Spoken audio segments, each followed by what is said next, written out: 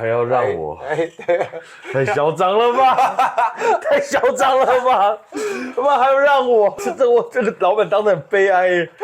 12, 11, 10,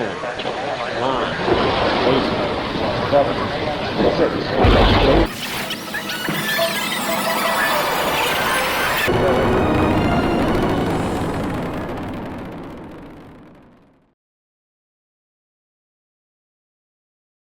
嘿呦 ，Welcome to Painter 粉丝关于绘画以及画家的频道。我们今天要干嘛呢？我们今天要趁着这个冬天难得有的这个好天气，出来外面写生。材料嘛，iPad。对，我没有带很多实体的材料。为什么我们今天要出来写生啊？写生其实是一个非常好玩的一件事情。简单的说啦，写生并不像大多数的工作室绘画。工作室绘画你可以在里面画草稿啊，然后思考表达啊等等等。但是呢，写生的时候，这一切都会被抛掉。基本上我们在写生的时候，就是从画布的一角开始画，把整张画给画完。这过程当中，什么表达啊、题材啊，都会被限定住。可是好玩的事情是，这个时候就是一个让你专门去思考如何画这件事情的时候。那为什么用 iPad 啊？其实，我相信很多人会有一种偏见，就是觉得说，拿 iPad 画比较简单，拿电脑画比较简单。到底拿电脑画是不是比较简单的一件事情呢？应该这样讲，我觉得对于初学者来说，操纵实则材料，比如说水彩、油画等等，的确有它媒材所带来的难度。但是呢，其实对于一个有经验、有一段绘画经验的人来说，拿 iPad 不一定就代表它比较简单。而 iPad 有它很多好处是实体画到达不了。第一个，它萤幕会发光；再来，它可以无视干湿，很迅速的做一些反应，捕捉当下的样子。可以说，如果写生就是为了捕捉当下最直接、最原始的那份感动跟记忆的话，那某种程度上，我建议大家拿电脑画，尤其是这种行动装置，是非常好的一个选项。我个人比较喜欢把这种活动称之为钓鱼。钓鱼是什么？就是我们今天出去，其实我们不太知道到底今天最后的成果会是什么。某种程度上，我们要等一下坐在池边，就是所谓坐在风景前面，好好开始画，开始钓，最后我们再钓到满满一箱的鱼，回去看我们今天到底钓到了什么。今天其实某种程度上，我们这个系列还是有点惯老板了。为什么？因为今天嘉庆也要画第一场的关系，这一场决斗我让嘉庆先挑他自己常去的地方，所以我就没有挑特殊的场景。那嘉庆你自己平常的时候最无聊的时候，是不是就常来这种地方写生？对啊，来合体。对你今天这样子出来跟我会有压力吗？不太会了，不怕就对了。转个身让大家看我们今天环境在哪里。我们今天在一个有这个遥控赛车场的河滨公园旁边，在江子翠这个到中和的这个路段，对。然后等一下就会开始画，我们今天的这个挑战，然后大概画几张，然后我回去看会怎么样。那如果镜头前面有初学者的话，如果你有 iPad， 我也很建议这样使，因为第一个成本很低，你不用买纸，你不用买颜料，它很便捷，然后还有你可以由它萤幕录影来反思你这里面到底有什么东西可以改进。那我们话不多说，我们就直接开始钓鱼 ，Let's go。各位观众，我们发现一个很贱的事情，就是嘉兴他其实是有带画架的，嘉兴是有带画架的，干，很贱的他，妈的！这不是你都画 iPad 还假模假样带画架？这样手才不会那么酸。我觉得以后出来写生，我们还是把声音放在耳机里面，带音响出来有一点污染和平公园的嫌疑耶。看夸张哎你！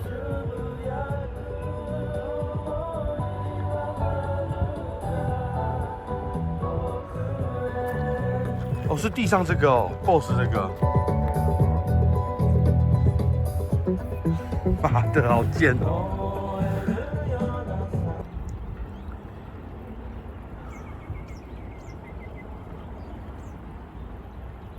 我觉得这个景应该是可以来发挥一下。好像这边这个的流水啊，它其实跟后面那个有倒影的地方是不一样的。哎，误了。然后这边近处的有一些流水的石头，我想把这个地方跟这个地方还有这个地方，我要画这个水的3段，加上后面这个植物。那我可能这个景会取到这样，就是会把这个建筑物压低或变小。又一个转场，我们就从和平公园回来，然后今天我大概嘉你画多久？你画2张嘛，对不对？我画2张。你这样大概要画多久应该1个小时到1个半吧。？1个小时到1个半啊，我画了一张3小时。应该这样讲，写生画太久，有时候会在那边磨。像我们上次跟全剧去四季南山的时候，他讲一件事情，就是他有时候他是快天黑才画第2张，那第1张可能画了2、3小时，第2张可能画了20、30分钟，但20、30分钟可能会画的比前面那个2、3小时好。对，我记得。因为他熟，所以他知道他要什么，他不要什么。然后因为今天是你今天是去你常去的点嘛，啊，对。所以不要再暗爽了，不要再暗爽了，不要再暗爽，我只觉得我不知道做什么反应。然后我们来看，我们看一下先看我今天到底发生了什么事情。今天这是什么情况？我刚才打稿都是用这种方法打。你看哦，在这边的时候，其实这边是几层云，它是从山上这样过来，然后这边其实是有一座远山。那我觉得，既然我现在用的是 iPad 的话，我就要把图层的这个优势给发挥出来，所以这个会是第一图层。而且我每一张稿打在不同的图层上面，就是让我自己知道大概到什么状态。所以你天空跟水也是不同图层。对，水是第2层图层或第3层，因为中间还有这个建筑物跟树。然后看，其实这是我在我自己录的那一段小影片当中，我有讲，就是这是我今天主要要画的，就是这个水的那种波光。然后画水其实有个技巧，可以先把这种底色给打出来，然后在上面覆盖。可是这种东西你如果带油画出去就不好做，它就不会干，所以你只能用很多颜料，但最后它的明度总会下去那么一层。我们看到这边是没有反射到天光的，看到这边是有反射到天光。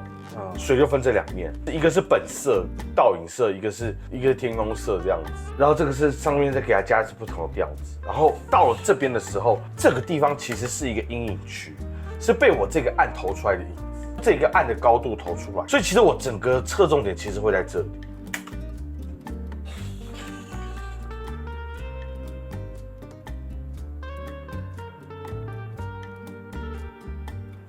然后其实这个颜色之间是可以互相带的，就是我这边的这个亮面颜色用的就是这边，但是我这边的底色比上面底色还暗，所以这样用上去只是局部，就是有很多这种借色的问题，你知道吗？就是我是有借色的，然后这边我是用这边，但到这边有些我就用这边。你靠！我刚刚想说为什么要借色？取色啦，就靠背啊，不是那个借色，是我用取色器直接把它取下来啦。靠背借色，大师我要借色。好，再把深石头画下来，然后你看我刚刚这边画出来的时候，已经是对岸的那个沙岸了，然后它其实是挺火红的，哦。然后现在画对岸的树。这些小笔触其实是让树就是层次多起来，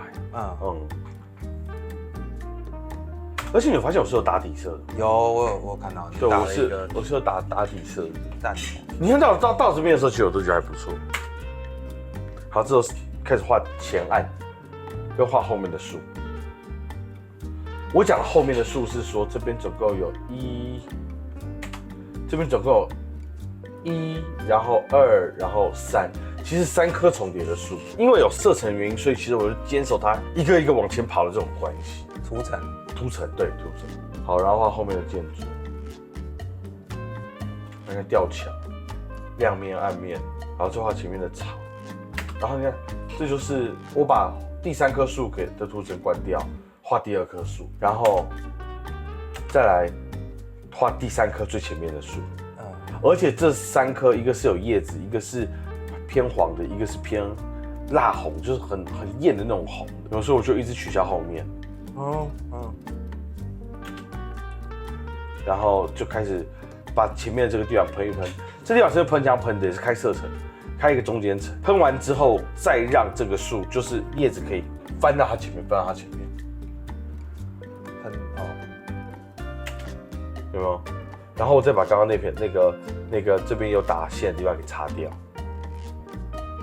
然后画对岸那个灯塔。然后为什么喷后面这个东西？我喷后面这个东西最主要原因是因为我觉得我发现到后面的时候调子不够整体，就是这个影子太婆娑了。我觉得可能因为它有一点介于像阴天又像阳光天的，因为颜色的对比没有明显，所以它整体感没有跑出来。而且我觉得可能喷那个喷枪的关系，它又变得就是你会不知道那个阴影到底是阴天的还是阳光。我觉得我最紧张就是一个很大的问题，就画得很不主动。就我其实在追东西画，今天一去，其实很多地方我没有想法。然后有个重点是因为你画桥，我觉得无论怎么样，有桥是一个很有主体的东西。对，因为和平公园整一片是超级平的，然后再加上有阳光，所以所有东西都变成左亮右暗，右亮左暗这样，就是2分法。所以我觉得就是蛮找不到东西画的。如果今天是阴天的话，我觉得或许还比较好发挥。这些岩石在全景的情况底下，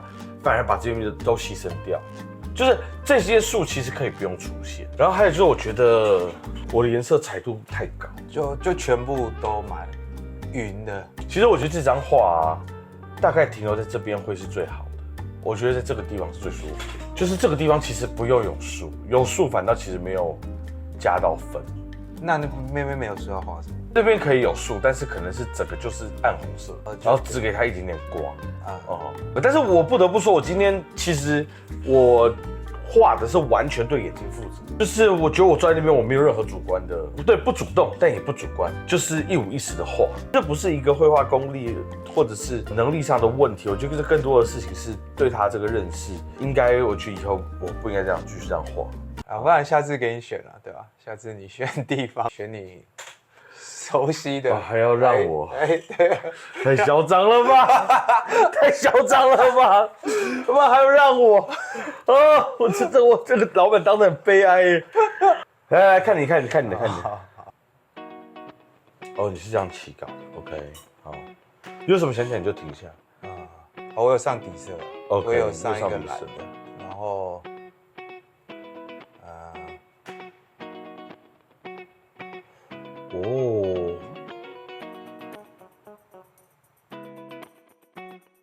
我觉得它比较像是，因为我今天要画的是那个光的下午光的颜色，所以我觉得一开始看到的是那一种模糊的块面，颜色大致上确定了以后再雕细节，但那个细节不是说，你这个细节应该没有画得很细吧？就也不用画到多细的，对啊，我觉得就是说看，那个地方有那个东西，然后让它跑出来就好了。但是我会换，对，因为我有时候会换不同的笔刷用，就是它，对，就是然后现在就是画光面跟把影子加强。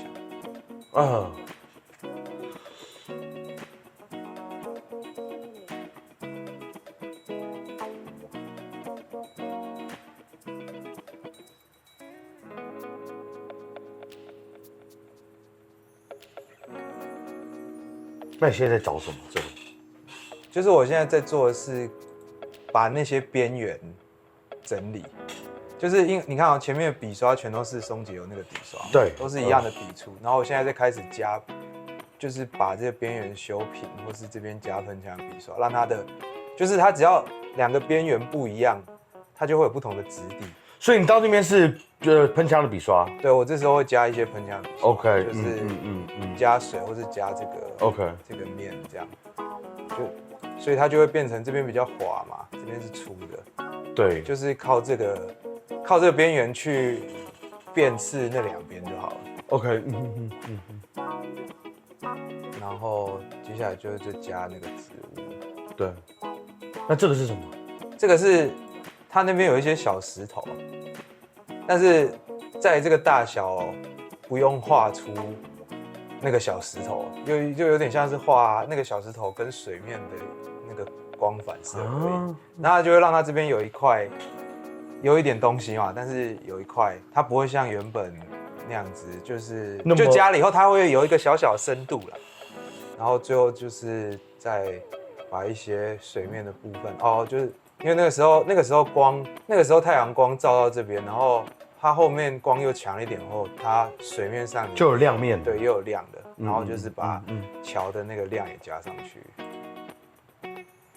然后再把这个建筑物的反射，然后最后修一下地板。我现在画通常是靠边缘来分东西，就说其实一开始起稿你会看，你刚刚前面看到他们其实就是这样糊的，对，然后后面慢慢加了以后，它才，可是就是你看这边加的其实也不是什么东西，它就只是加一些别种笔触的笔，然后画另外一个树而已。对啊，你不需要再用这个笔触去画这边的东西，因为它会让它显得太粗，然后或是它会就是那个大小感觉不一样嘛。那你要画细的时候，你要么可以把那个笔刷调细，要么就是换一种笔刷。那我现在做法，我会换一种笔刷，就是我觉得那样更有另外一种感受啦。还有说它有时候那个因为松久这个笔刷它很容易跟旁边的糊在一起，对，就是它有糊会混色。哦，那你要画那种比较利的阴影或是倒影，可能譬如说有个笔刷叫琢磨的那个笔刷，它画起来就会是很锋利的边缘。这种笔刷其实会让你有时候很涂色法导向。我觉得从现在这个画面策略，这张画本身是没有问题。可是从另外一个角度讲的话，它很多地方会变得很没有造型。它变得很没有造型。比如说，其实这丛树有没有？它应该会有一些，就会大家会肯定画一个春夏秋冬的一张。它的树其实是有高低有造型的。你看这些东西，它这些树枝是有来源有去的。等于说，你现在像是把光当做一个既成事实，就你不管那东西是什么，但你管光。然后光再结合这个松久的涂色法，也不是说这样不行，这样画也挺解放。你看他真的画起素描的时候，其实东西有来有去。这个是你更明显发现，这边是一重，然后这一重是全部直的，然后这边是像那个春点炸开的花，然后这边是这应该是个柳树啊，对，它是个垂柳，应该是说，如果有一天你要变的话，你会有一个骨架，看景。因为有时候如果是单独画树，它就会把那个树丛做出来。对，因为今天这个景我没有想要画单独画那个，所以我就暂时不管。好，我们看第二张。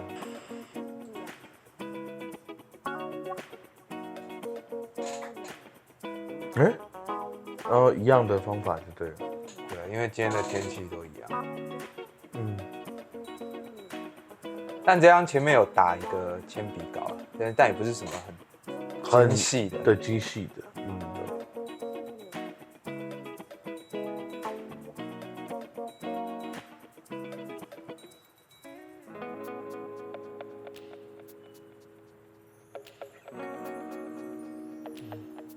因为我觉得我画的时候，尤其画这种光的，它比较像是那个面板很像一个粘土，然后你在一边看，然后用你的眼睛把它捏起，就是譬如说形塑出来，盖一点，对，就是它是有点像丢土或是加土上去的，它不是一个画上去的。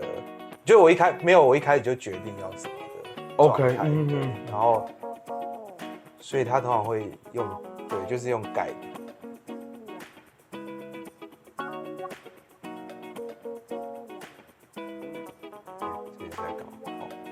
没有，还在，就加一点点，对，再加一点点那个，